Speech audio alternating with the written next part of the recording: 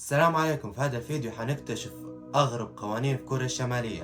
هذه البلاد تتميز بقوانينها الغريبة، من اللبس للسفر ومن العبادات للإعلام.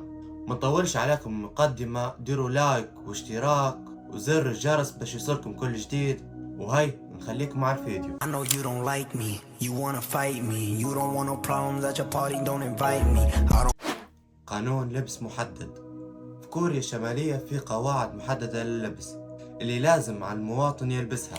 لازم ان الراجل يلبس بدلة رسمية. تخيلوا انتم باش يطلع شوية يتمشى لازم يلبس بدلة رسمية، والمرأة تلبس فستان تقليدي. قانون هروب من كوريا الشمالية. يعاقب بقوة لأي شخص يحاول يهرب من كوريا الشمالية، وأي واحد يقدر يهرب من كوريا الشمالية يتعاقب دوليا. قانون الوصول للإنترنت.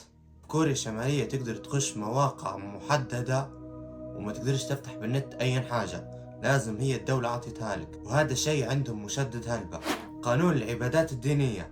تخيلوا ان الشعب كله لازم يعبد ديانة واحدة، ما يقدروش يعبدوا اكثر من ديانة. وانا قبل نذكر ان سامع موقف صار مع اجنبي خش لكوريا الشمالية ونسى كتاب الدين بتاعه فوق كرسي، فشدوه عاقبوه عقاب شديد على خاطر قالوا ان اي واحد من كوريا الشمالية بيشوف الكتاب هو بيعبد الديانة هي، فعاقبوه.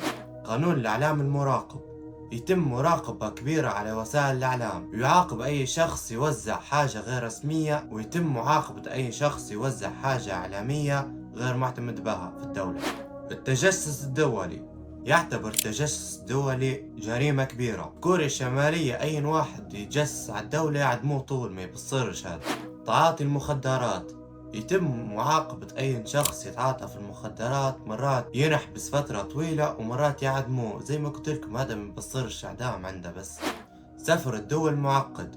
تخيل انت كان مواطن كوري تبي تسافر لدولة تانية، لازم تاخذ منهم إذن ويوافقولك على السفر، وكان ما وافقولكش بتقعد في كوريا الشمالية. قانون الهوية المعتمدة. تخيل انت حتى بتنزل محل تاخذ حاجة لازم تكون عندك بطاقة تحمل كل المعلومات عليك، وكان شدوك من غير البطاقة هي حتتعاقب. قانون الرقابة على الموسيقى. في رقابة قوية على الموسيقى، عندهم أغاني محددة يسمعوها، مش كل أغنية يقدروا يسمعوها، إن في أغاني فصلهم رسالات سياسية، وفي هذا القانون أنا معاه، إن ما يبيش توصل للشعب رسالة من الأغنية هي. قانون العمل اللازمي. غادي عندهم يقدروا يجوك للحوش يطقطقوا عليك ويطلعوك من الحوش يقول لك اخدم الخدمة هي في المكان هو، وهذا الشيء حلو يخليك تخدم الوطن غصبا عنك. قانون الحظر على الأجانب. ما يقدروش يخشوا أي سايح لكوريا الشمالية، وكان خش لازم يكون معاه مرشد سياحي من كوريا نفسها ويرفع الإمكانات محددة بس. قانون الحظر على الراديو الأجنبي.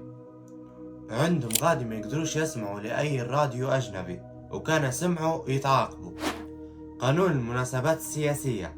عندهم غادي كان صارت حفلة سياسية لازم المواطنين كلهم يحضروا، واللي ما يحضرش يتعاقب، ومش هيعاقبوا أي عقاب انتم عارفين عشان بيدير. وهيك وصلنا لنهاية الفيديو. ديروا لايك واشتراك وقولوا لي في التعليقات دولة تبوني نقول قوانينها الغريبة، وهاي تشاو نتلاقوا في فيديو جديد.